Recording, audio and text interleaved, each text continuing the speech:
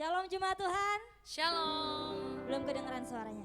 Shalom jemaat Tuhan. Shalom. Mari kita siapkan hati kita untuk beribadah pada pagi hari ini. Amin.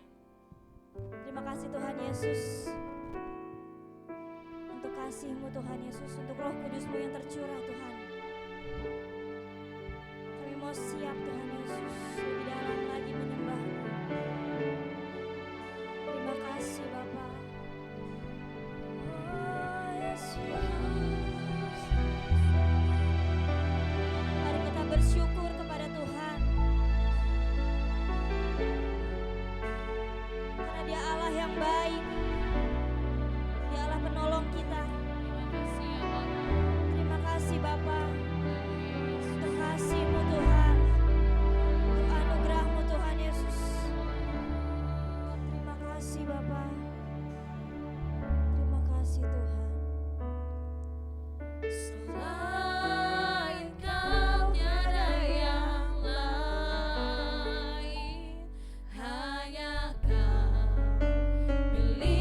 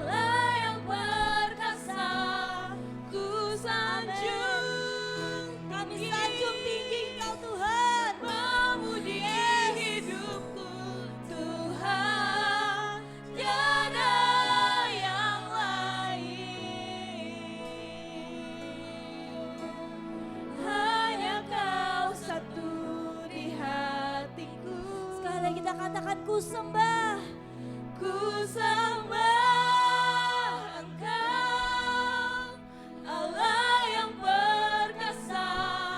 Ku sanjung tinggi namamu di hidupku, Tuhan, tiada yang lain. Hanya Kau satu di hatiku.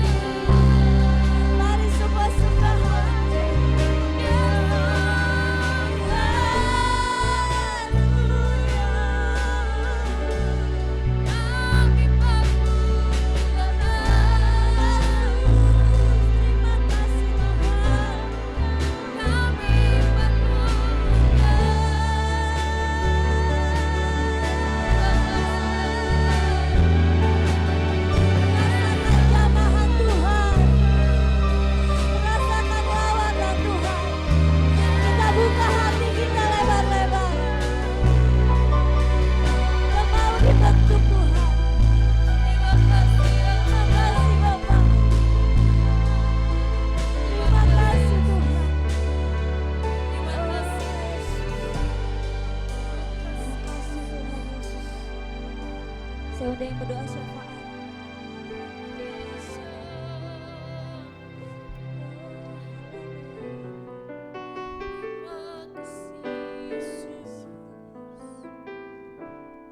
Mari kita satukan hati kita. Bapa, kami mengucap syukur Tuhan atas semua kasih dan anugerah-Mu yang kembali Kau berikan di dalam setiap perjalanan hidup kami pada pagi hari ini Tuhan. Terima kasih atas semua penyertaan-Mu yang Kau berikan di setiap hati kami Bapa, sehingga kami boleh kembali pada hari ini di bait kudus-Mu Tuhan. Bapa, kini kami kembali beribadah di tempat-Mu ini Tuhan. Kami datang bersama jemaat-Mu, bersama seluruh umat-Mu Tuhan pada pagi hari ini. Kami percaya Tuhan Kau hadir di tengah-tengah kami pada pagi hari ini Tuhan. Bapa, kami memohon belas kasihan-Mu pada pagi hari ini Tuhan. Curahkan Roh Kudus-Mu atas kami semua Bapa, untuk kami bisa melayani Engkau, untuk kami bisa bekerja lebih baik lagi Tuhan dalam pelayanan kami Bapa. Kami percaya Tuhan Engkau melawat setiap hati kami pada pagi hari ini Bapa, sehingga kami boleh memiliki kuasa dari-Mu Tuhan untuk kami bisa menjalankan visi dan misi-Mu di gereja-Mu ini Tuhan. Terima kasih Bapa, terima kasih Roh Kudus atas semua kasih dan anugerah-Mu yang Kau wariskan kepada kami semua sampai hari ini Tuhan. Bapa, kalau sebentar kami akan mendengarkan firman-Mu yang akan disampaikan oleh hamba-Mu Tuhan. Kau berkati firman-Mu Tuhan. Kau berkati setiap kata yang diucapkan oleh hamba-Mu Tuhan, sehingga kami semua boleh belajar melalui firman-Mu pada pagi hari ini, dan kami boleh kembali dibentuk Tuhan, dan kami boleh kembali dipulihkan Tuhan, dan kami boleh kembali dimenangkan oleh-Mu Tuhan. Kami percaya Bapa, firman-Mu pada pagi hari ini Tuhan begitu nyata. Firman-Mu dan pagi hari ini juga Tuhan begitu sanggup mengubahkan hati kami Tuhan, sehingga kami boleh seturut dan rencana dan kehendak-Mu saja Bapa. Terima kasih Yesus, kami serahkan semuanya ibadah kami ini Tuhan ke dalam tangan-Mu, dan kami bersyukur dan terima kasih kalau Engkau telah naik ke surga Tuhan, menyediakan tempat bagi kami Bapa. Berikan kami kuasa untuk kami sanggup menjalaninya semuanya Tuhan, apa yang menjadi kewajiban kami pada pagi hari ini Tuhan, sampai Engkau datang kedua kali, kami bisa bersama-sama dengan-Mu Bapa. Terima kasih Yesus, kami serahkan semuanya ibadah kami ke dalam tangan-Mu di sepanjang hari ini Tuhan. Hanya di dalam nama Yesus kami berdoa dan mengucap syukur, haleluya, amin. Satukan hati kita. Kita berdoa untuk persembahan. Terima kasih Tuhan Yesus yang memberikan yang terbaik Tuhan dengan penuh sukacita. Biarlah Tuhan persembahan ini dapat memperluas kerajaan di tempat ini. Di dalam nama Tuhan Yesus, haleluya, amin. Amin.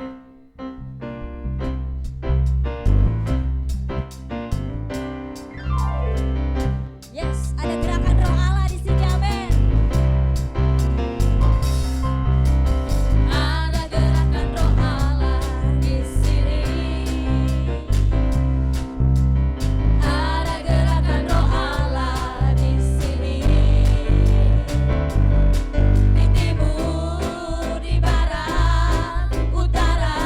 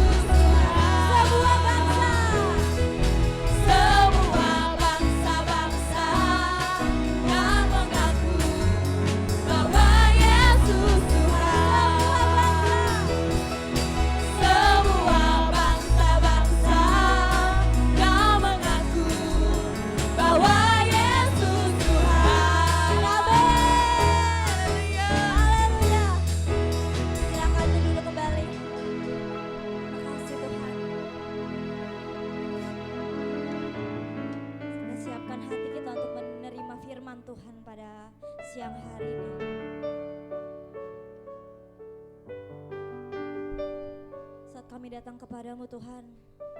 Kami yakin dan percaya Roh-Mu bekerja Tuhan Yesus.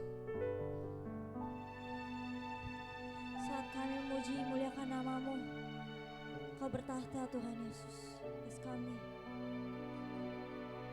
Urapilah kami Tuhan.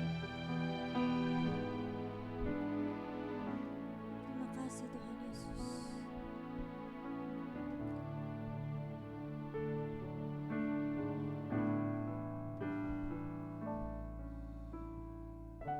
Saat ku menyembah-Mu, Roh-Mu bekerja. Saat ku memuji-Mu, Kau bertahta di atas pujian. Saat ku menyembah-Mu, Saat ku menyembah-Mu, Roh-Mu bekerja. Saat ku memuji-Mu, Kau bertahta di atas pujian. Ku angkat hatiku, ku pandang kekudusan-Mu. Saat ku sembah, ku puji-Mu, ku rasakan kehadiran-Mu Tuhan. yes, amin Tuhan. Saat ku menyembah-Mu, Roh-Mu bekerja. Saat ku memuji-Mu, Kau bertahta di atas pujian. Ku angkat hatiku, ku pandang kekudusan-Mu. Saat ku sembah, ku puji-Mu, ku rasakan kehadiran-Mu Tuhan. Ku angkat hatiku,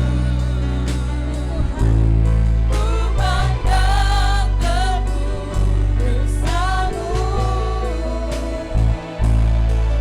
Saat ku sembah,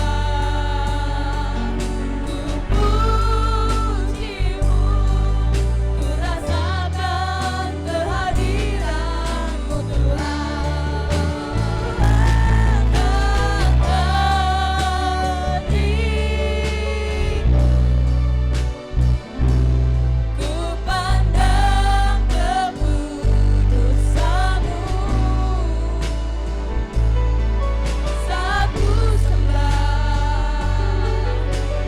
ku puji-Mu, ku rasakan kehadiran-Mu Tuhan. Saat ku sembah, Saat ku sembah, ku puji-Mu, ku rasakan kehadiran-Mu Tuhan. saat ku sembah, Saat ku sembah,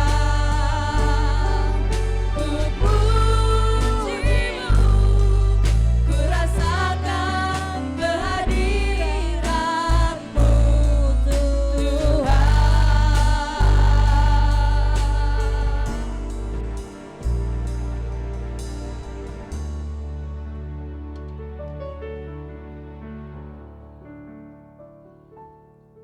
Kami mengucap syukur kepadamu ya Tuhan untuk kasih setiamu yang Engkau curahkan kepada setiap kami.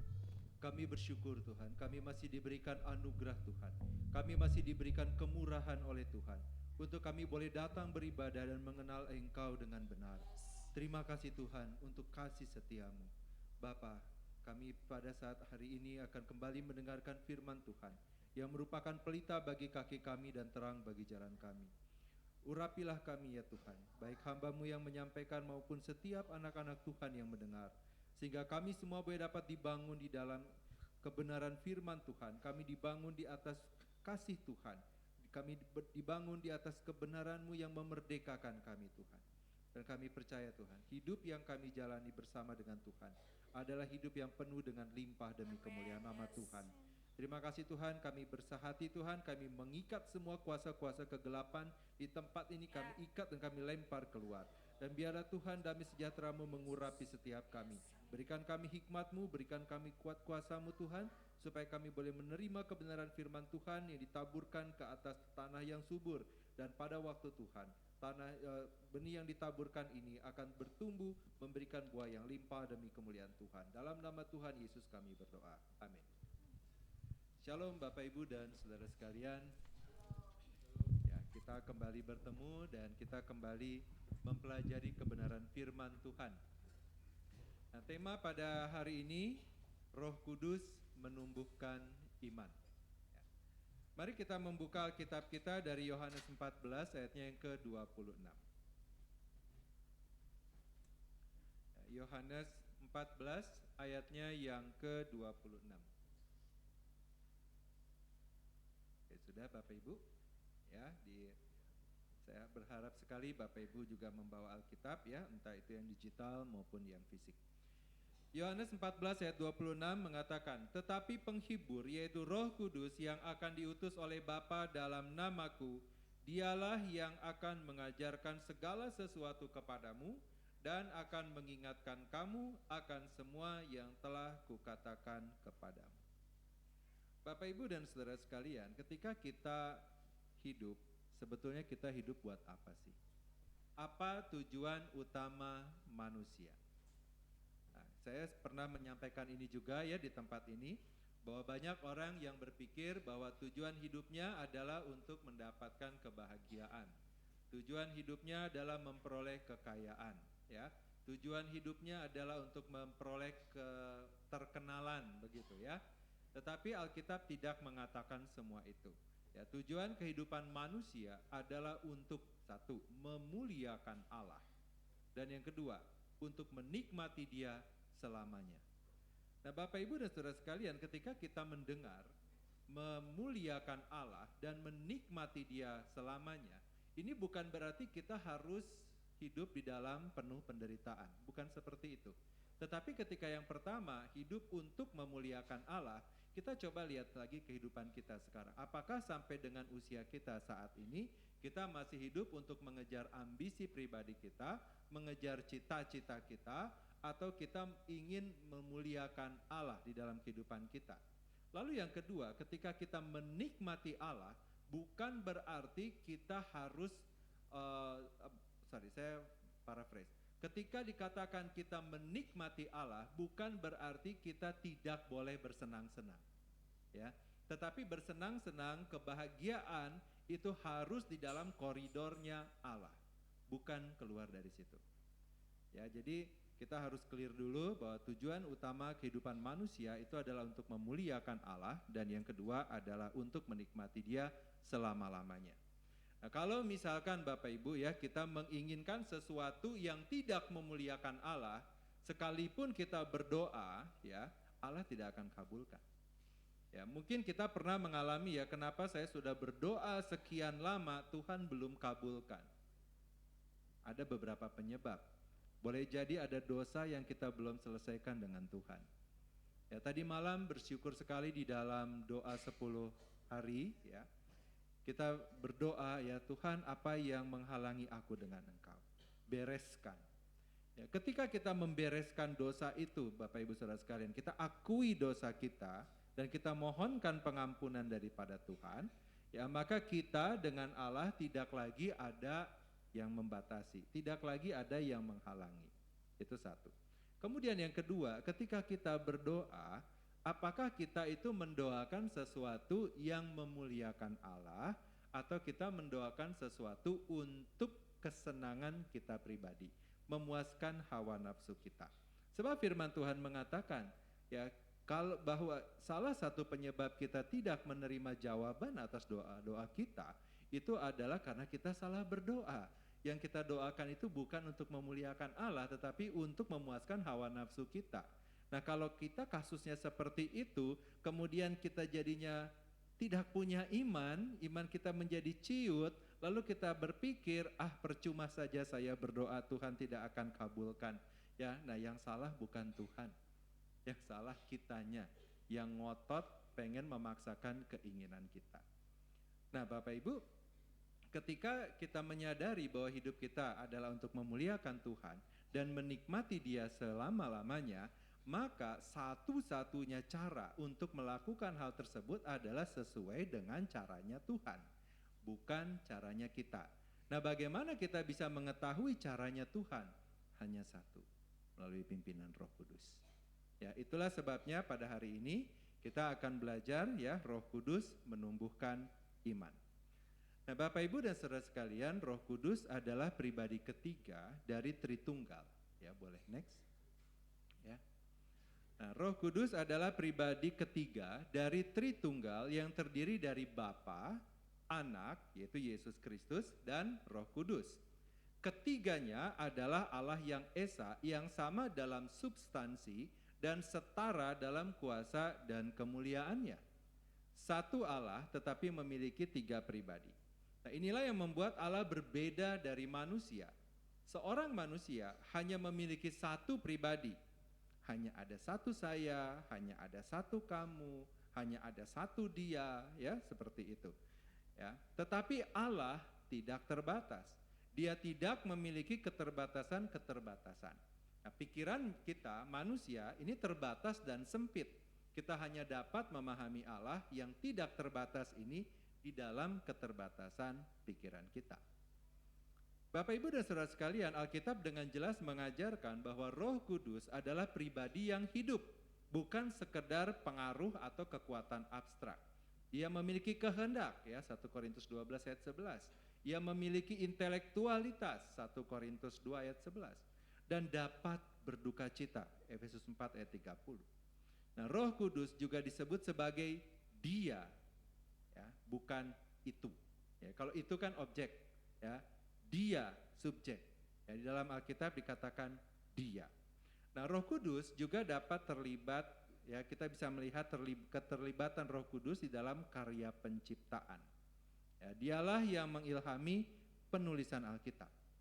Nah, itu berarti Roh Kudus mengarahkan orang-orang yang menulis sehingga apa yang mereka tulis adalah firman Allah.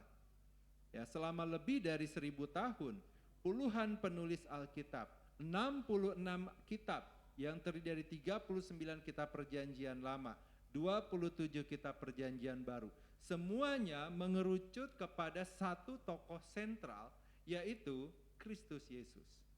Nah, bagaimana hal ini mungkin jika tidak ada yang mengarahkan selama ribuan tahun tersebut? Ya, nanti Bapak Ibu bisa cek sendiri, ya, siapa saja yang menulis di dalam Alkitab. Ya, misalkan Musa menulis kitab Kejadian, ya, Keluaran, Bilangan, Ulangan, ya. Kemudian juga ada Nehemia, ya, kemudian ada Daud, ya, ada Salomo, ada Lemuel, ya, lalu ada Yeremia, Yehezkiel, ya, Mika, Nahum, dan seterusnya sampai kepada Yohanes di dalam kitab Wahyu. Begitu banyak penulis, begitu panjang waktunya. Kok bisa sama? Ya. Nah, di sini pasti ada yang mengarahkan, dan itu adalah Roh Kudus yang mengarahkannya. Nah, Bapak Ibu dan Saudara sekalian, Roh Kudus tadi saya sampaikan setara dan sama dengan Allah Bapa dan Allah Anak di dalam hal substansi ilahi. Dia memiliki sifat-sifat kekal, maha kuasa, maha tahu, maha hadir, kudus, dan tidak berubah seperti Bapa dan Anak. Roh Kudus adalah Allah sejati dan benar. Nah, Bapak Ibu dan Saudara sekalian, betapa berbahayanya kalau sesuatu yang absolut itu diletakkan di atas sesuatu yang relatif. Ya, bagaimana kalau misalkan Allah itu berubah-berubah? Ya, kita mau ngikutin yang mana begitu? Ya, kita mau ikutin panduan yang mana? Tetapi karena Allah itu dari dahulu, sekarang, sampai selama-lamanya kekal, tidak berubah, maka kita bisa dengan iman, kita memiliki kejelasan apa yang harus kita lakukan, apa yang tidak boleh kita lakukan. Ya. Nah, apa yang dimaksud dengan sama di dalam substansi? Artinya adalah bahwa masing-masing pribadi itu adalah Allah, sama seperti Bapa. Roh Kudus juga Allah sepenuhnya, sebagaimana Bapa dan Anak. Bapa, Anak, dan Roh Kudus setara dalam kuasa dan kemuliaan. Tidak ada satu yang lebih kuat atau lebih layak menerima penyembahan kita daripada dua pribadi lainnya. Kita menyembah Bapa, Anak, dan Roh Kudus sebagai Allah. Boleh next? Ya. Nah, ini adalah suatu gambar ilustrasi Bapak Ibu Saudara sekalian ya. Oke, kita coba cek dulu. Kira-kira ini ilustrasi mengenai kasus apa? Ayo, kira-kira ilustrasi mengenai kasus apa? Saya kasih ini ya, saya kasih petunjuk sedikit. Terjadi di dalam perjanjian baru. Ah, itu ya petunjuknya. Oke, petunjuk yang kedua. Oh, tapi saya kalau kasih pasti langsung pada tahu nih Bapak Ibu Saudara sekalian. Melibatkan penjualan tanah. Kan langsung tahu ya. Nah, kasus Ananias dan Safira. Mari kita membuka dari Kisah Para Rasul 5. Ya, mari kita membuka dari Kisah Para Rasul 5. Nah, di dalam Kisah Para Rasul 5, boleh next ya. Nah, ayatnya yang pertama sampai keempat, ada seorang laki-laki bernama Ananias. Ia bersama istrinya Safira menjual sebidang tanah miliknya. Dengan setahu istrinya, ia menahan sebagian hasil dari penjualan itu dan sebagian lagi dibawa dan diletakkannya di depan kaki para rasul.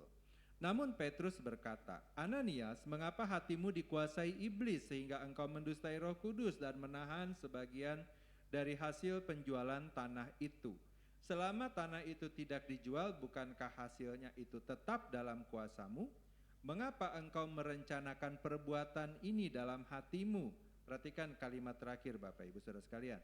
Engkau bukan mendustai manusia tetapi mendustai Allah. Nah, apa yang disampaikan oleh Rasul Petrus ini menegaskan kesetaraan antara Roh Kudus dengan Allah. Ya.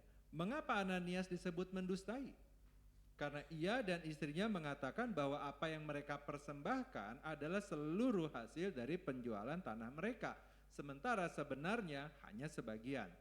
Jika saja Ananias dan Safira jujur bahwa memang mereka menjual tanah dengan harga tertentu dan mengatakan bahwa hanya memberikan sebagian untuk persembahan, maka mereka tidak berdusta kepada Tuhan.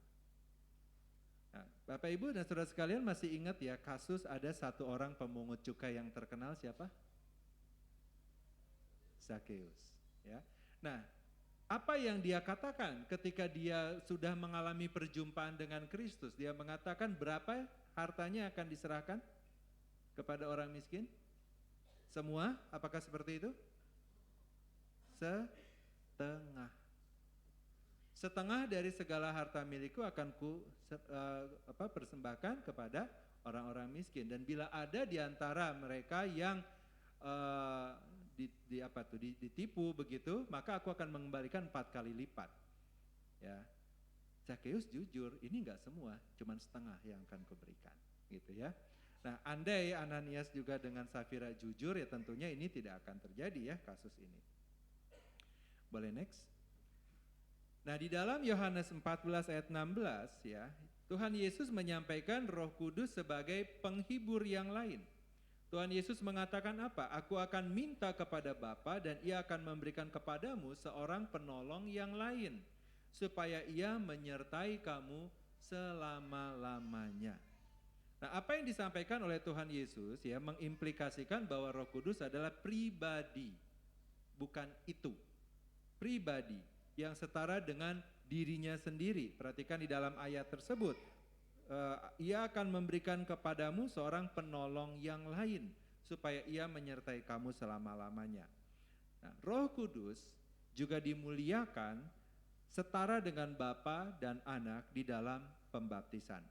Di dalam Matius 28 ayat 19, boleh next. Tuhan Yesus mengatakan, ya, karena itu pergilah, jadikanlah semua bangsa muridku dan baptislah mereka dalam nama Bapa dan Anak dan Roh Kudus. Nah, jadi meskipun Roh Kudus adalah pribadi yang terpisah dari Bapa dan Anak, ia tetap merupakan bagian dari Tritunggal yang satu dalam esensi ilahi. Sebagai pribadi ketiga, Roh Kudus sama-sama kekal, Maha Kuasa, Maha Tahu, Kudus, dan tidak dapat dibatasi seperti Bapa dan Anak. Ia layak disembah, diagungkan, dan dipercaya sebagai Allah yang sejati. Ya. Nah, Bapak Ibu dan Saudara sekalian, di dalam Perjanjian Lama, boleh next, ya, karya Roh Kudus ya, dijelaskan secara eksplisit maupun implisit, ya, melalui beberapa peran dan aktivitas utama. Ya. Nah, Roh Kudus berperan di dalam penciptaan. Ya, di dalam Kejadian 1 ya dikatakan pada mulanya Allah menciptakan langit dan bumi. Bumi belum berbentuk dan kosong. Gelap gulita meliputi samudra semesta. Dan Roh Allah melayang-layang di permukaan air. Nah, Roh Kudus terlibat secara aktif di dalam karya kreatif Allah, menciptakan langit, bumi, dan segala isinya dari yang tidak berbentuk menjadi teratur dan baik. Kemudian peranan Roh Kudus juga ya, boleh next. Ini kayaknya saya ada salah urutan ya. Coba. Nah, di sini dulu ya. Oke ya, Roh Kudus berperan di dalam penciptaan. Kemudian yang kedua, Roh Kudus memberikan inspirasi dan kuasa kepada para nabi. Ya, banyak nabi-nabi dalam Perjanjian Lama dipenuhi dan dikuasai oleh Roh Kudus untuk menyampaikan firman Allah. Misalkan di dalam 2 Samuel 23 ayat 2 disebutkan, Roh Tuhan berbicara dengan perantaraanku, firman-Nya ada di lidahku. Nah, Roh Kuduslah yang memberikan inspirasi, penglihatan, dan kemampuan untuk menyampaikan firman Allah dengan tepat kepada para nabi seperti Samuel, Yesaya, Yehezkiel, Daniel, dan lain-lain. Ya, boleh next. Oke ya. Nah, yang ketiga, Roh Kudus itu memampukan pelayanan dan kepemimpinan. Di dalam Perjanjian Lama, Roh Kudus secara khusus memampukan orang-orang tertentu untuk melayani dan memimpin umat Allah. Seperti tertulis dalam Hakim-Hakim 3 tentang Otniel. Dikatakan Roh Tuhan menghinggapi dia dan ia menjadi hakim atas orang Israel. Ia maju berperang, lalu Tuhan menyerahkan Kusyan Rishyataim ke Raja Aram ke dalam tangannya, sehingga ia mengalahkan Kusyan Rishyataim. Nah, Roh Kudus memberikan kuasa kepada pemimpin-pemimpin. Ya, boleh next. Nah, itu ya. Seperti Raja Daud, di dalam 1 Samuel 16 ayat 13 dikatakan Samuel mengambil tabung tanduk yang berisi minyak itu dan mengurapi Daud di antara saudara-saudaranya. Sejak hari itu dan seterusnya, Roh Tuhan menguasai Daud. Kemudian Roh Kudus juga memberikan kuasa untuk melakukan hal-hal lain, ya, tukang pertukangan, ya, di dalam Keluaran 31 ayat 1 sampai 5. Berfirmanlah Tuhan kepada Musa, lihat, aku telah menunjuk Bezaleel bin Uri bin Hur dari suku Yehuda dan memenuhi dia dengan Roh Allah, dengan hikmat, pengertian, pengetahuan, dan berbagai keahlian, supaya ia membuat berbagai rancangan untuk dikerjakan dengan bahan emas, perak, dan tembaga, dengan mengasah batu permata yang akan ditata, dengan mengukir kayu, dan dengan melakukan berbagai pekerjaan. Roh Kudus juga menyertai hakim-hakim Israel untuk menjalani tugas pelayanan mereka. Lalu apa lagi yang dikerjakan oleh Roh Kudus? Boleh next. Ya. Nah, Roh Kudus menganugerahkan hidup yang baru. Ya, di dalam Mazmur 51 ayat 12 sampai dengan 13, Daud berdoa, "Ciptakanlah hati yang murni padaku ya Allah, dan perbaharuilah batinku dengan roh yang teguh. Janganlah membuang aku dari hadapan-Mu, dan janganlah mengambil roh-Mu yang kudus dariku." Nah, ini menunjukkan bahwa Roh Kuduslah yang berkarya menganugerahkan hidup baru, membersihkan dan membaharui manusia yang berdosa.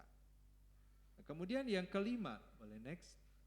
Ya, di dalam Ayub 32 ayat 8 dikatakan, "Tetapi roh yang di dalam manusia dan napas yang maha kuasa itulah yang memberi kepadanya pengertian." Nah, ayat ini mengisyaratkan peran Roh Kudus di dalam memberikan pengertian dan hikmat kepada manusia.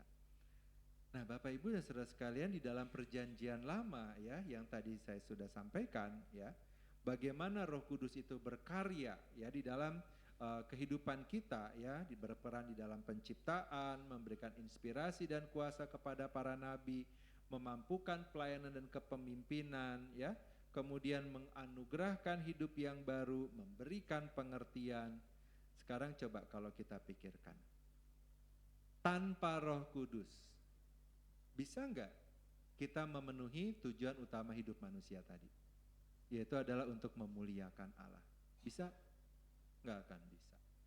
Ya, maka manusia yang terjadi adalah di dalam ketersesatan berpikirnya, manusia akan mengatakan bahwa mereka melakukan ini dan itu adalah demi kemuliaan Allah, tetapi tidak jelas rambu-rambunya.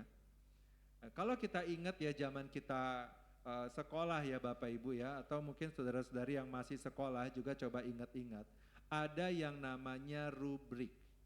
Ya, kalau membuat sesuatu ya itu ada panduannya. Mengerjakan matematika pun ada panduannya, ada urutannya. Kalau misalkan kita mengerjakan tidak sesuai dengan panduan dan urutan yang sudah ditentukan, maka walaupun kita punya hasil, kita anggap hasilnya itu benar, maka hasilnya adalah salah. Ya, sebagai contoh di dalam matematika ada tanda kurung dengan tidak ada tanda kurung, artinya sudah beda ya Bapak Ibu. Ya, kita mau di dalam rangkaian perhitungan kita mau pakai tanda tambah dulu atau tanda kali dulu atau tanda bagi dulu, itu hasilnya akan beda. Lalu kalau kita suka-sukanya kita menerjemahkannya, maka pasti akan salah. Demikian apalagi di dalam kita memahami Allah. Kita tidak akan mungkin bisa memahami Allah dengan benar kalau kita tidak mengikuti panduan yang benar. Dan panduan yang benar di dalam perjanjian lama sudah dinyatakan seperti yang sudah kita dengarkan tadi. Ya, nah sekarang bagaimana di dalam perjanjian baru? Ya. Nah, meskipun karya Roh Kudus belum terperinci ya di dalam perjanjian lama, sudah ada isyarat dan dasar yang kokoh tentang perannya sebagai pribadi ilahi yang tercipta dalam yang terlibat di dalam penciptaan dan seterusnya tadi. Nah, sekarang dalam perjanjian baru ya, boleh next. Di dalam perjanjian baru dituliskan di dalam Alkitab ada beberapa peran dari Roh Kudus.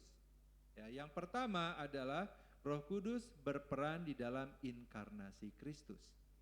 Nah, Roh Kudus memiliki peran sentral di dalam peristiwa inkarnasi di mana anak Allah menjadi manusia.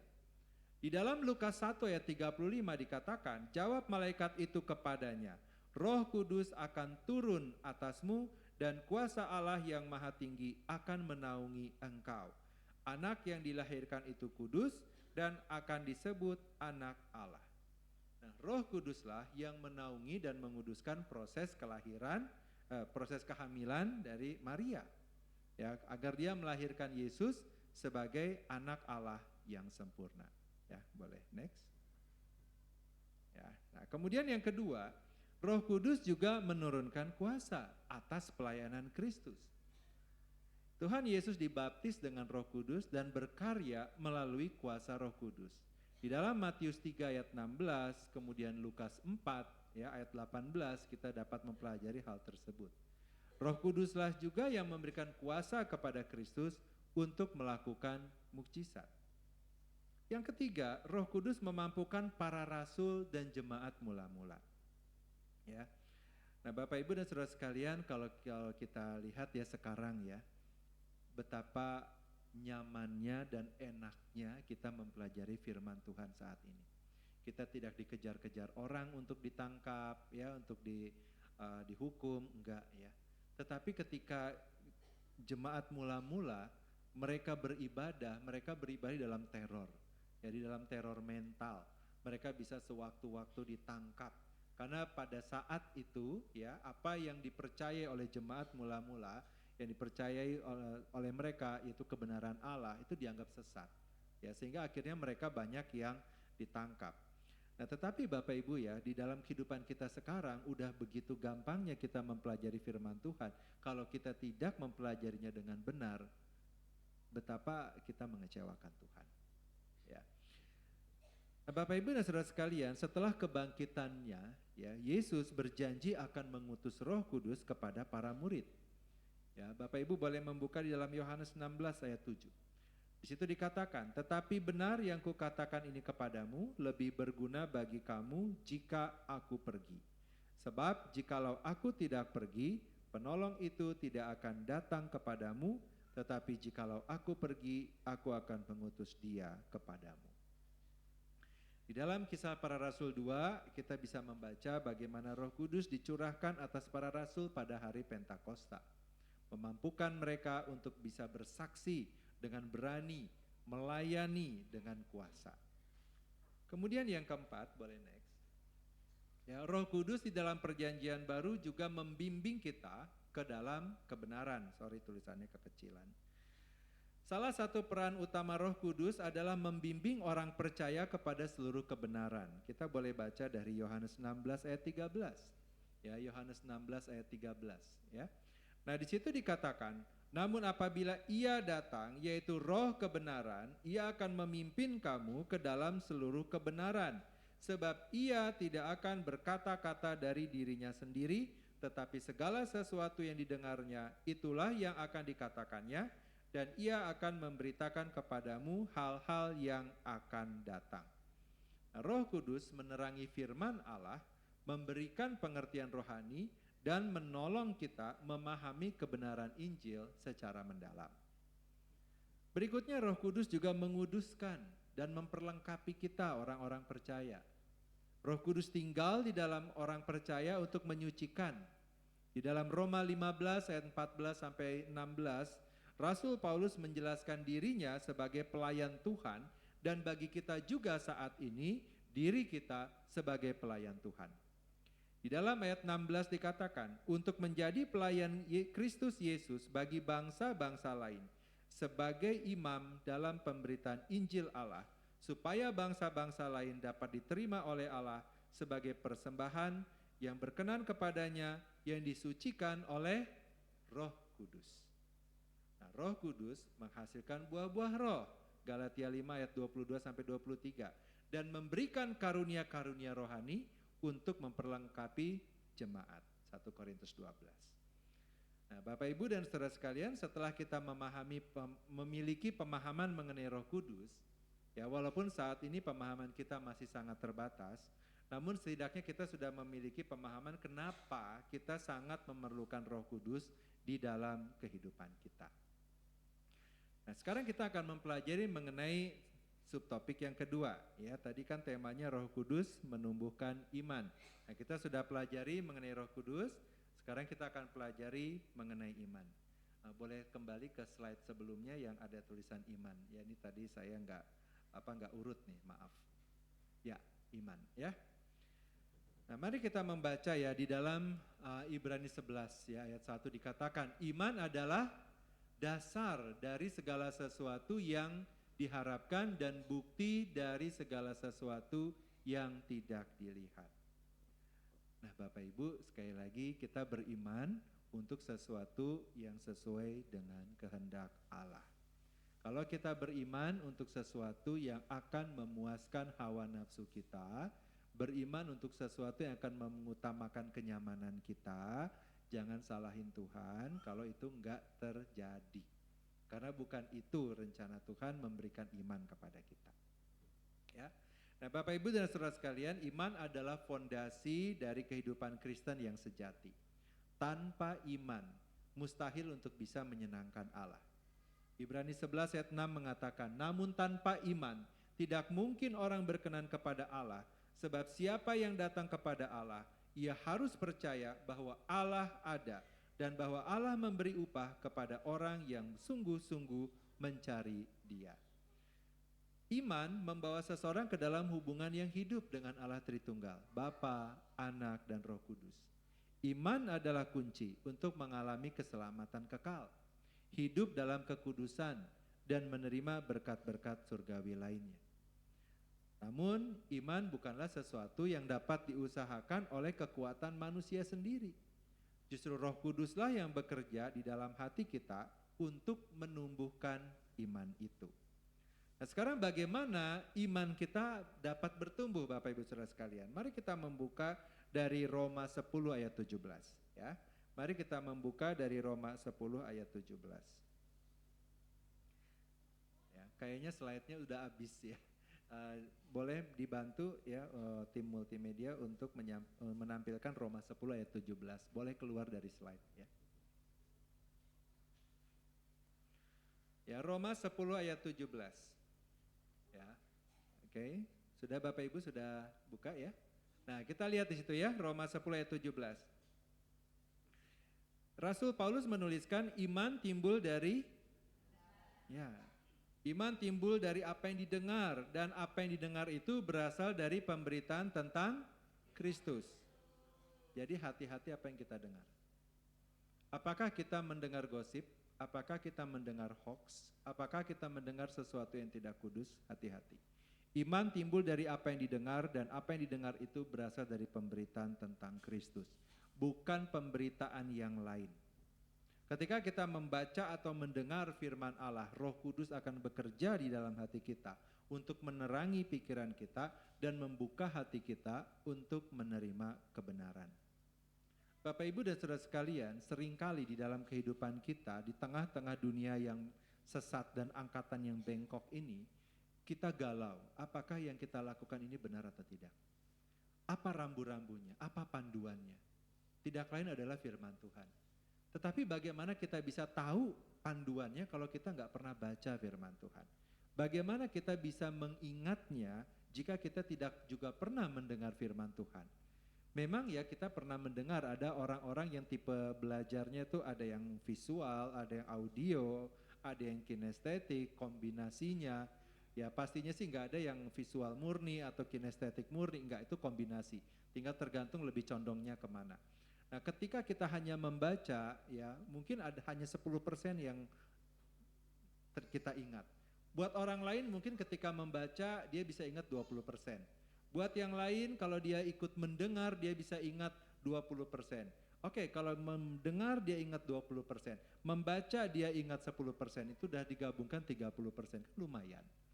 Lakukan itu setiap hari. Lakukan itu berulang-ulang. Mau siang, malam, di rumah Bapak Ibu sampaikan juga kebenaran firman Tuhan. Ya, gereja ini sudah memberikan ada buletin, ya, ada YouTube Intim dengan Allah, putar itu ya. Nah, saya kadang-kadang juga mungkin karena pengaruh faktor U ya, kalau membaca itu suka loncat-loncat gitu. Ini yang mana nih yang tadi saya baca. Tapi ketika saya mendengar ya itu akan mempermudah. Mungkin Bapak Ibu yang juga mengalami masalah dengan faktor U bisa ya memanfaatkan IDA ya untuk bisa mendengar firman Tuhan. Nah, Bapak Ibu dan saudara sekalian, kita akan melihat juga dari Kisah Para Rasul 16 ya. Nah, Kisah Para Rasul 16 kita bisa membaca kisah pertobatan seseorang bernama Lydia. Ya, Lydia ini adalah seorang pedagang kain dari kota Tiatira, dan ketika dia mendengar Rasul Paulus memberitakan Injil, hatinya terbuka untuk memperhatikan apa yang dikatakan oleh Paulus. Kisah Para Rasul 16 ayat 14. Nah, hal ini menunjukkan bahwa Roh Kuduslah yang membuka hati Lydia sehingga dia dapat menerima iman di dalam Kristus. Roh Kudus tidak hanya menerangi pikiran kita tentang kebenaran firman Allah, tetapi juga memberikan kesaksian di dalam hati kita bahwa firman itu benar. Yesus berjanji ya di dalam Yohanes 14 ayat 26 tadi, tetapi penolong yaitu Roh Kudus yang akan diutus oleh Bapa dalam namaku, Dialah yang akan mengajarkan segala sesuatu kepadamu dan mengingatkan kamu akan semua yang telah kukatakan kepadamu. Saya ulangi, akan mengingatkan kamu akan semua yang telah kukatakan kepadamu. Bapak Ibu saudara sekalian, kita berulang-ulang baca firman. Kita berulang-ulang mendengar firman Tuhan. Kemudian kita biarkan Roh Kudus untuk berkarya dalam hidup kita. Ketika kita ingin melakukan sesuatu, kita akan kembali teringat firman itu. Ketika kita akan mengatakan sesuatu, kita kembali teringat akan firman. Boleh jadi alamatnya kita lupa ada di mana, tetapi firman itu yang pernah kita dengar, itu akan kembali muncul di dalam ingatan kita, dan itu akan terus menjadi panduan hidup kita. Bayangkan yang kalau kita masukkan sampah, maka yang keluar juga sampah. Tapi kalau kita memasukkan firman Tuhan, maka apa yang keluar itu juga firman Tuhan. Itulah sebabnya hidup kita adalah suatu catatan yang terbuka, orang bisa lihat hidup kita. Kita tidak munafik. Di gereja seperti apa, di kantor atau di tempat usaha seperti apa, di lingkungan tetangga seperti apa, sama. Ya, nggak ada topeng. Oh, kalau di gereja jadi seperti malaikat semua. Ya, kalau di dalam dunia bisnis kelihatan tanduknya, nggak seperti itu Bapak Ibu. Firman Tuhan akan menuntun kita. Ya. Nah, kemudian yang kedua, ya tadi yang pertama itu adalah Roh Kudus menumbuhkan iman melalui firman Allah. Yang kedua, Roh Kudus menumbuhkan iman melalui pekerjaan ilahi. Jadi ada iman, ada pekerjaan. Nah, selain melalui firman Allah, Roh Kudus menumbuhkan iman melalui pekerjaan-pekerjaan Allah di dalam hidup kita. Rasul Paulus menulis di dalam Roma 1 ayat 17. Ya, Roma 1 ayat 17. Sebab di dalamnya dinyatakan pembenaran oleh Allah yang bertolak dari iman dan memimpin kepada iman. Seperti ada tertulis, orang yang dibenarkan karena imannya akan hidup. Nah, ketika kita memberikan kesaksian akan pekerjaan Roh Kudus di dalam kehidupan kita sendiri atau kehidupan orang lain, iman kita kepada Allah dan kepada kebenaran firman-Nya akan bertumbuh semakin kuat. Bapak Ibu dan saudara sekalian, di dalam Injil Yohanes 20 kita juga bisa membaca mengenai Thomas. Ya, masih ingat ya Thomas? Dia mengalami transformasi di situ ya. Thomas yang semulanya ragu akan kebangkitan Kristus, namun setelah menyaksikan Yesus yang bangkit, dia menyaksikan secara pribadi. Thomas mengatakan, "Ya Tuhanku dan Allahku." Nah, ini ada suatu pengalaman langsung ya, melihat Yesus yang telah bangkit, menumbuhkan iman Thomas secara mendalam. Nah, begitu juga dengan kita. Ketika kita mengalami pekerjaan Roh Kudus di dalam kehidupan kita seperti jawaban doa, tapi ingat ya, doanya bukan yang memuaskan hawa nafsu. Doa yang untuk memuliakan Allah, ya. Ketika kita melihat jawaban akan doa kita, ya, ada kesembuhan, ada pembebasan atau penyertaan Allah di dalam masa-masa sulit, iman kita kepada Allah akan semakin dikuatkan. Kita tidak boleh berpikir bahwa kalau saya percaya Tuhan, saya mengikut Allah, maka pasti hidup saya akan baik-baik saja. Enggak seperti itu Bapak Ibu. Ya, iman kita justru tumbuh melalui berbagai hal yang terjadi dalam hidup kita, sekalipun mungkin kita tidak suka. Ya. Roh Kudus bekerja melalui pengalaman-pengalaman ilahi ini untuk meneguhkan kita di dalam iman kita kepada Kristus. Sehingga ketika kita flashback, kita lihat ke belakang, kita bisa heran sendiri, kita bisa takjub sendiri. Kok bisa ya aku melalui semuanya itu? Ya. Yang ketiga, Roh Kudus menumbuhkan iman melalui persekutuan dengan orang percaya. Ya, Bapak Ibu dan saudara sekalian, Roh Kudus menumbuhkan iman kita melalui persekutuan dengan orang-orang percaya lainnya. Alkitab menegaskan bahwa kamu semua adalah tubuh Kristus dan kamu masing-masing adalah anggotanya. 1 Korintus 12 ayat 27. Nah, dalam persekutuan inilah kita saling menguatkan iman satu sama lain. Ketika kita sharing, ya, kita mendengar ada kesaksian orang yang sudah melewati badai dalam hidupnya. Oh, kok dia bisa lewat ya? Kita tanya dia, Bapak kok bisa ya melampaui semua itu? Lalu dia bilang mungkin seperti ini, mungkin loh ya, saya bisa melewati semuanya itu karena saya nggak sendirian. Ada Tuhan yang menyertai. Dalam masa-masa gelap kehidupan saya, firman Tuhan terus menjadi kekuatan bagi saya. Nah, kita dengar yang seperti itu. Oh, Tuhan bekerja melalui hidupnya.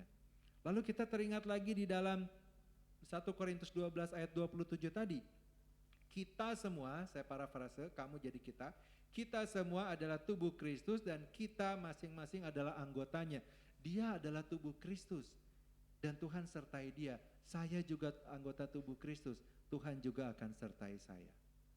Atau dalam kesempatan yang lain kebetulan sharing mengenai masalah yang sama. Oh iya tuh benar, saya juga mengalami masalah itu.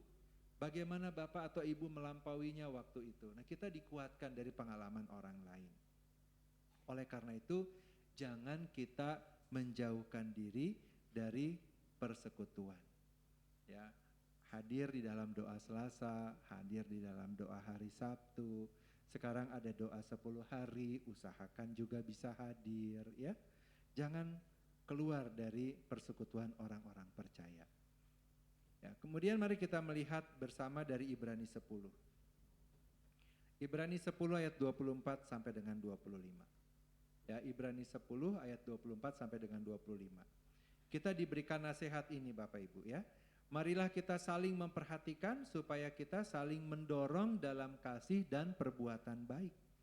Janganlah menjauhkan diri dari pertemuan-pertemuan ibadah kita seperti yang dibiasakan oleh beberapa orang. Tetapi marilah kita saling menasihati. Terlebih lagi sementara kamu melihat hari Tuhan yang semakin mendekat. Bapak Ibu dan saudara sekalian, ketika kita bersekutu dengan orang percaya yang lainnya, kita dapat saling menguatkan, mendorong, menasihati. Dan Roh Kudus bekerja melalui persekutuan ini untuk menumbuhkan iman kita. Melalui kesaksian hidup sesama orang percaya, kita melihat bagaimana Roh Kudus bekerja dalam kehidupan mereka. Dan ini juga menjadi penguat bagi iman kita sendiri. Kita enggak sendirian, ya. Kita bukan paling malang sendiri, enggak, ada orang lain yang lebih malang ternyata ya, bukan berarti kita bersuka cita karena ada yang lebih malang ya, enggak begitu. Tetapi mereka yang kondisinya lebih sulit pun bisa tetap bertahan karena ada Tuhan yang menyertai. Kok kita yang baru segini sudah merasa kecil, sudah merasa lemah. Dia bisa bertahan karena ada Tuhan. Tuhan yang sama juga menyertai kita, menyertai saya dan Bapak Ibu Saudara sekalian. Saya juga pasti bisa, kita juga pasti bisa ya. Nah berikutnya, bagaimana Roh Kudus itu menumbuhkan iman? Yaitu adalah melalui buah-buah roh. Ayo, ada di mana firman Tuhan mengenai buah-buah roh? Dari Galatia. Masih ingat Galatia berapa? Jangan ditayangkan ya multimedia ya. Yuk buka dulu Galatia 5. Ayo, ayatnya yang keberapa? Coba. Ya, 22 sampai 23. Yuk kita baca bersama ya. 1, 2, 3. Tetapi buah roh ialah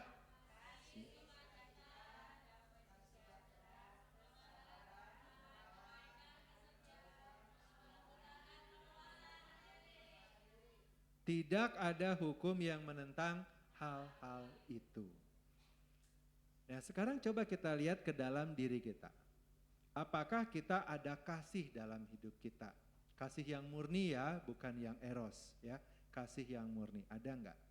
Ada enggak sukacita dalam hati kita? Ada enggak damai sejahtera? Ada enggak kesabaran, kemurahan, kebaikan, kesetiaan, kelemah lembutan, penguasaan diri? Ada enggak? Kalau enggak ada, maka iman kita enggak akan bertumbuh. Ya. Sekalipun ada masalah ya Bapak Ibu ya. Respons kita terhadap masalah itu akan menentukan hasil akhirnya seperti apa. Masalahnya boleh jadi sama, tapi respons kita akan membuat hal itu berbeda. Nah ketika kita melihat kembali buah-buah roh ini dinyatakan di dalam kehidupan kita, itu menjadi bukti bahwa Roh Kudus benar-benar tinggal dalam diri kita, bekerja dalam kehidupan kita. Dan ini semakin meneguhkan iman kita kepada Kristus dan kebenaran firman Allah. Nah, saya akan menyampaikan ada beberapa contoh bagaimana buah-buah roh ini bisa menguatkan iman seseorang, iman kita. Yang pertama, mengalami sukacita dan damai sejahtera yang tidak tergoyahkan di dalam penderitaan atau cobaan. Menunjukkan kekuatan dan kehadiran Roh Kudus. Kemudian yang kedua, mampu mengampuni seseorang yang menyakiti. Ya, ini menunjukkan Roh Kudus sedang menghasilkan buah kasih dan kelemah lembutan dalam diri kita. Memiliki penguasaan diri, ya contohnya ya, dalam situasi yang sulit dan menantang. Membuktikan Roh Kudus sedang memperlengkapi kita dengan buahnya. Ya, saya mengutip ada suatu pepatah yang mengatakan begini.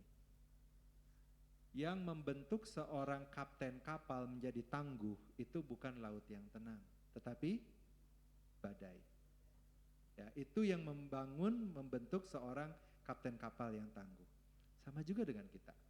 Apa yang membentuk kita menjadi pribadi yang kokoh di dalam iman percaya kita kepada Tuhan bukan masa-masa tenang, tetapi justru melalui pergumulan.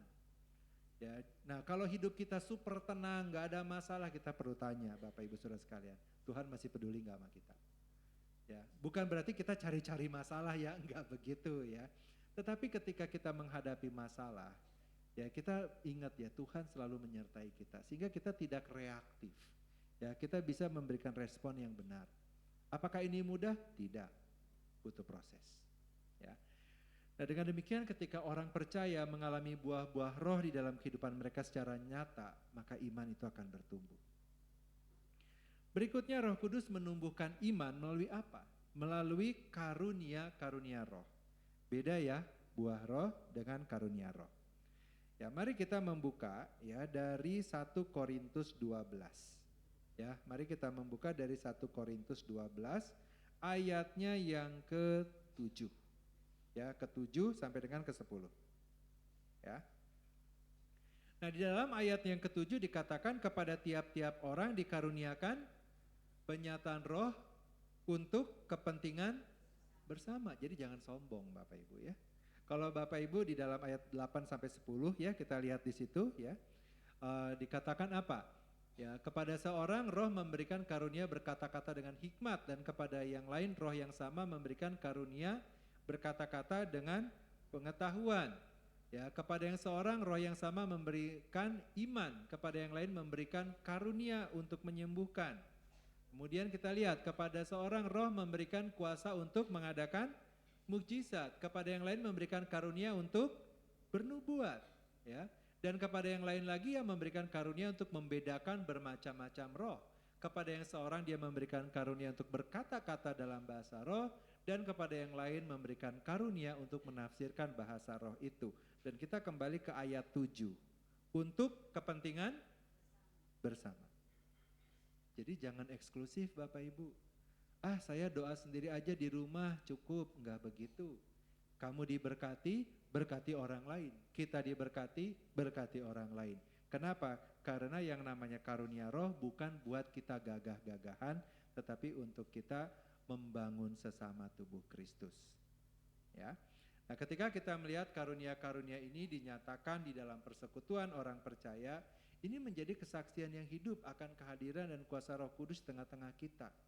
Ini semakin meneguhkan iman kita kepada Allah dan firman-Nya. Ya. Bapak Ibu, memang ini bukan dianggap tidak boleh dianggap sebagai suatu kebenaran. Ini adalah suatu pengalaman pribadi. Pada suatu hari ya, sebelum kami bergabung di GBIGS, kami menghadiri sebuah persekutuan, dan di situ tiba-tiba ada satu hamba Tuhan yang berbahasa roh. Dia tidak mengatakan sesuatu yang dia mengerti, ya. Kemudian ketika hamba Tuhan ini berbicara dengan bahasa yang dia tidak mengerti, tiba-tiba ada orang di situ, dia terjatuh, dia berlutut, dia menangis, kayaknya begitu sakit hatinya, begitu dalam penyesalan orang itu. Kami yang ada di situ, kami bingung ini ada apa ya. Tetapi kemudian hamba Tuhan yang lain mengatakan, Tuhan sedang berbicara. Nah, ketika persekutuan itu sudah selesai, kami bertanya, itu tadi bahasa apa? Oh, itu bahasa Soe. Hamba Tuhan ini gak ngerti bahasa daerah Kupang Bapak Ibu ya. Tapi tiba-tiba dia dihinggapi oleh roh Allah dan dia berkata-kata dalam bahasa Soe. Kupang nyebrang dikit gitu ya. Lalu ada orang yang di situ yang tadi saya bilang berlutut dan dia menangis begitu sakit hatinya sepertinya. Kemudian dia begitu menyesal dan setelah selesai gitu ya, dia begitu cerah wajahnya. Lalu kita tanya ke dia, ada apa? Itu biarlah antara Tuhan dan saya. Tetapi saya mengatakan, Tuhan itu tahu isi hati saya, Tuhan tegur saya secara pribadi. Nah, di situ kami melihat, wow, Tuhan bisa bekerja dengan cara seperti itu. Ya, dan inilah Bapak Ibu, kenapa kita jangan keluar dari persekutuan. Di dalam persekutuan, dalam komsel misalkan, Tuhan bisa bekerja secara unik. kepada masing-masing orang. Dan ingat, fokus utamanya pasti akan memuliakan Allah, bukan untuk gagah-gagahan. Kami iseng ya, saya tanya kepada hamba Tuhan yang tadi berkata-kata itu dalam bahasa Soe, saya tanya, kamu ngerti nggak bahasanya? Enggak, saya nggak ngerti kok. Terus saya tanya lagi, kamu masih ingat nggak? Enggak kok, enggak juga. Gitu. Terus saya pikir ya, wah kalau saya rekam gimana ya? Tapi kalau saya rekam berarti nanti kalau sampai tersebar, maka mempermalukan hamba Tuhan yang tadi ditegur secara pribadi itu. Tapi dari kasus itu saya bisa mempelajari, wah Tuhan bekerja secara pribadi, kok tahu? Padahal orang ini nggak pernah cerita ke siapa-siapa, tapi Tuhan tahu isi hatinya. Berarti roh Allah adalah pribadi yang hidup. Bukan itu, tetapi dia, Allah sendiri. Nah Bapak Ibu dan Saudara sekalian, mungkin kita juga bisa melihat mujizat penyembuhan atau pembebasan terjadi melalui karunia-karunia seperti itu. Walaupun kita nggak boleh patok itu harus seperti itu, tapi merupakan suatu bukti nyata akan kebenaran firman Allah dan kuasa Roh Kudus yang masih bekerja hari ini sama seperti pada zaman rasul-rasul dahulu. Dan pengalaman bersama Tuhan seperti ini sungguh berharga untuk menumbuhkan iman kita. Ya. Kemudian bagaimana Roh Kudus bisa menumbuhkan iman kita? Yaitu adalah melalui sanctification, pengudusan. Ya, mari kita membuka dari 1 Tesalonika 4 ayat 3. Di dalam 1 Tesalonika 4 ayat 3 ada kehendak Tuhan di situ. Apa di situ Bapak Ibu?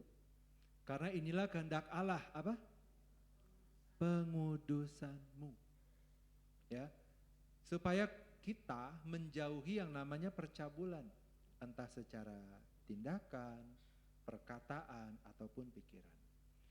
Nah, ketika kita melihat Roh Kudus bekerja di dalam kehidupan kita untuk menguduskan kita dan mendorong kita, menolong kita, mengalahkan dosa-dosa dan kelemahan-kelemahan kita, itu menjadi bukti nyata akan kebenaran firman Allah dan kuasa Roh Kudus. Coba Bapak Ibu refleksi sebentar. Pernah enggak dalam kehidupan Bapak Ibu Saudara sekalian, ketika akan melakukan sesuatu, lalu ada suara kecil, ya, ada suatu ketenangan dalam hati yang mengatakan, don't do it. Jangan lakukan itu. Pernah? Coba kita refleksi. Ya ini pengalaman masing-masing ya Bapak Ibu ya. Kita nggak bisa anggap ini sebagai kebenaran, tetapi ini adalah salah satu cara Allah bekerja.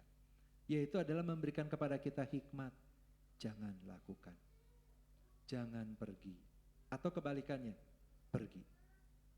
Atau kebalikannya lagi, lakukan. Nah kita perlu ada kepekaan ini Bapak Ibu. Dan kepekaannya gimana?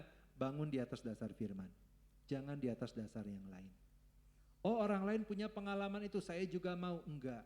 Tadi firman Tuhan mengatakan apa? Kepada masing-masing Tuhan bekerja. Berkatnya orang lain yaitu urusannya dia. Berkatnya kita ya itu bagiannya kita. Gak usah disamakan dengan orang lain. Tadi kita sudah lihat kepada yang seorang Tuhan memberikan karunia berbahasa roh, kepada yang lain untuk mengartikan bahasa roh itu, kepada yang satu untuk mengajar, kepada yang lain lagi ada lagi. Kita nggak usah minta spesifik, kita minta Tuhan apa yang Engkau percayakan kepadaku itulah yang akan kukerjakan. Ya. Nah, ketika kita melihat Roh Kudus bekerja di dalam kehidupan kita, ya membantu kita ya untuk bertumbuh, mengalahkan dosa, kita bisa semakin yakin Roh Kudus benar-benar tinggal dalam diri kita. Nah, proses pengudusan ini ya tidak selalu mudah atau menyenangkan Bapak Ibu. Tetapi justru melalui pergumulan melawan dosa dan perjuangan untuk kita hidup dalam kekudusan, iman kita semakin dimurnikan dan diteguhkan. Ya, ketika emas itu ditempa, ya emas itu ditempa supaya yang tidak murninya itu hilang. Ya, besi juga ditempa supaya yang tidak murninya hilang, sehingga tersisa apa yang murni. Ya, ini intermezzo, saya sekali waktu menonton dokumenter mengenai pembuatan pedangnya Jepang ya, katana. Ternyata bentuk aslinya itu pasir Bapak Ibu ya. Bentuknya pasir tuh 3 ton ya, 3 ton pasir kemudian dipanaskan selama 3 hari 3 malam. Setelah 3 hari 3 malam, cetakannya itu dibongkar dan dilihat mana yang merahnya seperti lava, itu yang diambil. Yang tidak merah seperti lava, buang. Dari 3 ton pasir yang dipanaskan 3 hari 3 malam, itu cuman tersisa, yang diambil ya, yang tersisa. Boleh minta bantuan Ian, boleh tolong angkat itu ransel. Ya, nah tolong diangkat. Yang tinggi. Nah tinggal segitu Bapak Ibu. Dari 3 ton hanya tersisa segitu. Dah turunin lagi. Thank you Ian. Nah dari 3 ton tersisa segitu, kemudian dari yang cuman sebesar ransel itu dipilih lagi.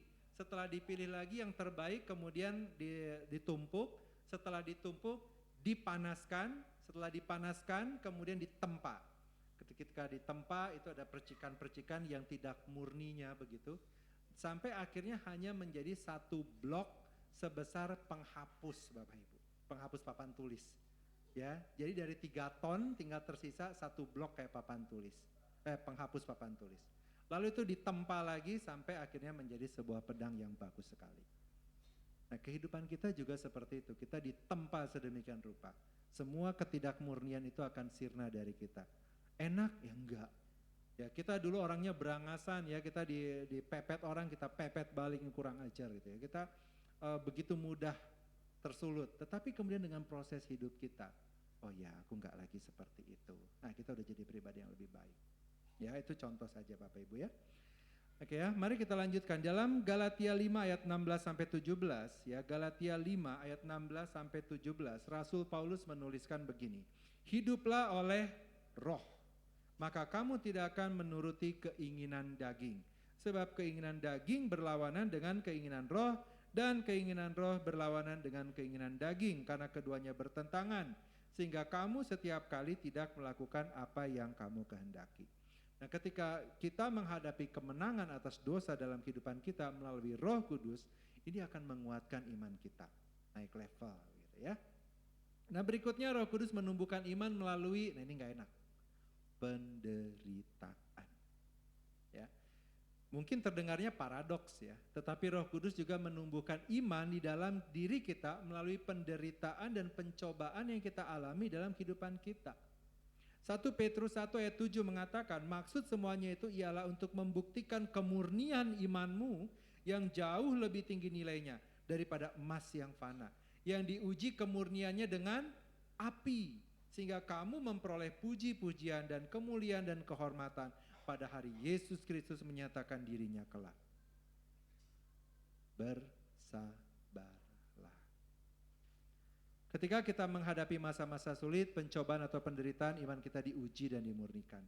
Dalam situasi seperti itu kita dipanggil untuk benar-benar bergantung pada Roh Kudus, bukan pada kekuatan kita sendiri. Kita juga bisa melihat ya Bapak Ibu, Kisah Para Rasul 16, nanti baca sendiri, mengenai Paulus dan Silas. Di tengah penderitaan seperti itu mereka tetap berdoa dan memuji Allah. Roh Kudus campur tangan. Kita tidak boleh lupa ya, kita dalam peperangan nih Bapak Ibu, tapi bukan peperangan melawan fisik orang, enggak, tapi melawan roh-roh di udara. Peperangan rohani menuju pada pertarungan terjadi di alam roh, alam spiritual antara kerajaan Allah dengan kerajaan kegelapan dipimpin oleh iblis dan kuasa-kuasa jahat lainnya. Nah bentuk peperangannya apa? Ada pencobaan godaan, keraguan, penyesatan, penyakit, gangguan-gangguan, tekanan, keterikatan, perpecahan, perselisihan. Ini adalah peperangan kita, jangan lengah. Nah untuk menghadapinya juga kita sangat membutuhkan kuasa dan perlindungan Roh Kudus. Roh Kudus adalah roh kebenaran, Roh Kudus memberikan kita kuasa, Roh Kudus adalah sumber pengetahuan kita. Hanya bersandar kepada Roh Kuduslah kita bisa memelihara kehidupan apa? Doa, kesucian hidup. Jadi Bapak Ibu dan Saudara sekalian, sebagai orang percaya kita tidak boleh mengandalkan kekuatan sendiri. Ya, andalkanlah Tuhan. Nah, dari uraian tadi sudah jelas Roh Kuduslah berperan utama dalam menumbuhkan iman di dalam diri kita sebagai orang percaya. Tanpa pekerjaan Roh Kudus, mustahil bagi manusia memiliki iman yang sejati. Roh Kudus bekerja melalui berbagai cara menumbuhkan iman kita, melalui firman Allah, pekerjaan-pekerjaan ilahi, persekutuan dengan orang percaya, buah-buah roh, karunia roh, proses pengudusan, bahkan melalui penderitaan dan pencobaan hidup. Semuanya ini bertujuan agar kita semakin mengenal Allah dengan lebih baik, mengalami kuasanya secara nyata, dan hidup bergantung sepenuhnya kepada Roh Kudus, bukan kekuatan sendiri. Oleh karena itu Bapak Ibu Saudara sekalian, mari kita senantiasa bergantung pada Roh Kudus, membuka hati kita sepenuhnya untuk pekerjaannya, dan menumbuhkan iman di dalam diri kita. Jangan andalkan kekuatan atau usaha sendiri, tapi bersandar sepenuhnya kepada Roh Kudus yang akan memimpin kita kepada kebenaran yang sempurna di dalam Kristus. Kiranya melalui iman yang ditumbuhkan oleh Roh Kudus inilah kita dapat hidup sebagai murid-murid Kristus yang sejati, mewartakan Injil dan melayani Tuhan dengan penuh kuasa dan kebenaran. Iman adalah kunci untuk mengalami kehidupan yang penuh dan memuliakan Allah, menjadi berkat bagi dunia di sekitar kita. Terpujilah Roh Kudus yang setia menumbuhkan iman di dalam diri kita sekalian. Kiranya kita terus bertumbuh dalam iman yang hidup, imannya bergerak maju dari tingkat iman yang satu ke tingkat yang lain, sehingga pada akhirnya iman kita akan sampai kepada kesempurnaan di dalam Kristus Yesus. Mari kita berdoa. Allah Bapa yang bertahta dalam kerajaan surga mulia, kami mengucap syukur untuk firman Tuhan yang telah kami dengar. Bagaimana Roh Allah yang hidup itu adalah pribadi yang esa, pribadi yang kudus, sama seperti Bapa dan Anak. Kami bersyukur bahwa firman Tuhan mengatakan, Engkau menyertai kami sampai akhir zaman. Sehingga kami boleh dengan iman kami boleh dengan kuat, kami boleh dengan percaya mengatakan bahwa Allah beserta kami. Apapun yang akan terjadi dalam kehidupan kami itu adalah seturut dengan rencana Tuhan. Bukan untuk mendatangkan kehancuran bagi kami, tetapi untuk menyatakan kemuliaan Tuhan. Dan kami percaya Tuhan, bersama dengan Engkau, kami akan cakap menanggung segala perkara. Bersama dengan Engkau yang memberikan kami kekuatan. Pimpinlah kami ya Tuhan, sehingga kami boleh terus mengandalkan Tuhan. Dan Engkaulah yang akan meluruskan jalan kami. Terpujilah nama-Mu Bapa, meteraikan firman-Mu Tuhan di dalam kehidupan setiap kami. Dan berikan kami hikmat dan kekuatan yang kami perlukan untuk kami dapat mengaplikasikannya dalam hidup kami. Terpujilah nama-Mu Bapa, di dalam nama Tuhan Yesus kami berdoa.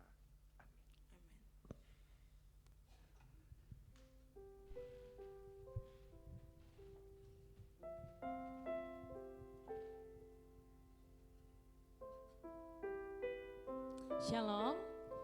Diberkati oleh kebenaran firman Tuhan, amin. Amin. Bapak Ibu, saya tetap mengundang kita semua untuk hadir untuk doa hari keempat esok hari di tempat ini. Koordinatornya adalah Komsel Wuluh. Mari Bapak Ibu, kita datang jam 7 malam di tempat ini. Tidak ada siaran Zoom, tetapi kita hadir di tempat ini bersama-sama. Kita berdoa, kita meminta lawatan Roh Kudus atas setiap kita. Mau? Amin. Terima kasih, ini saja pengumumannya. Saya serahkan kepada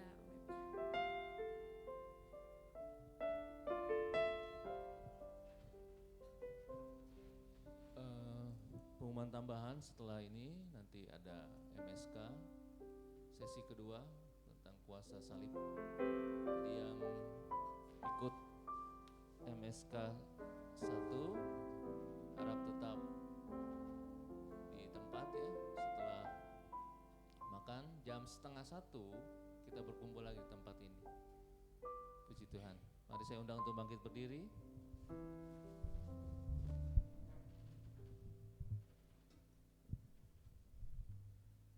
Kita angkat satu pujian.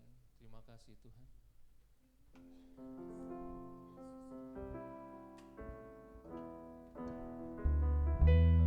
Terima kasih Yesusku,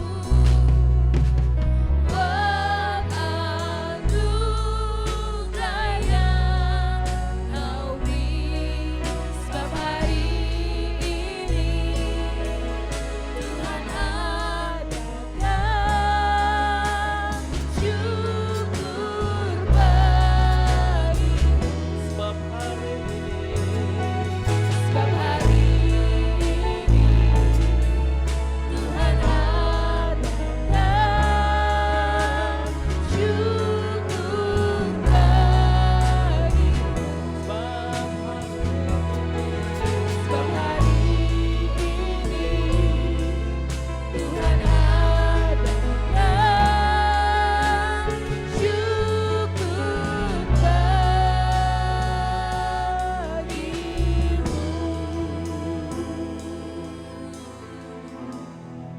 darah kudus Kristus, angkat tanganmu, pandang kepada Tuhan, terimalah damai sejahtera dari Allah Bapa, cinta kasih yang sempurna dari putranya Yesus Kristus serta persekutuan dengan Allah Roh Kudus mulai saat ini sampai Dia datang menjemput kita. Yang diberkati Tuhan sama-sama kita katakan Amin. amin.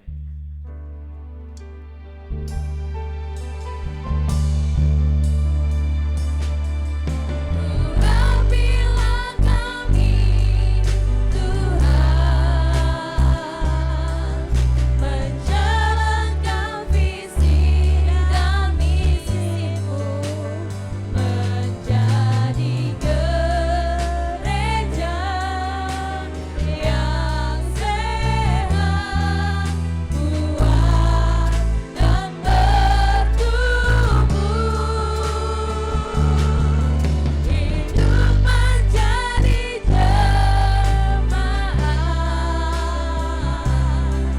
yang berkenan kepada Allah, menjadi jemaat yang berfungsi sebagai garam dan terang dunia.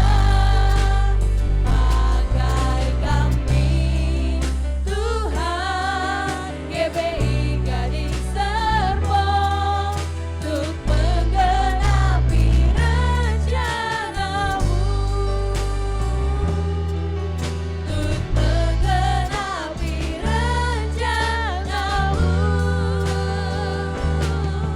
untuk menggenapi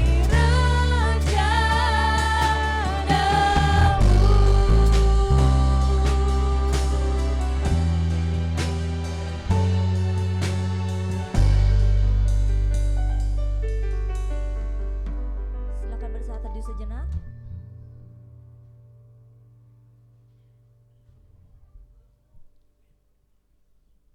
Selamat siang, selamat pulang. Tuhan Yesus memberkati.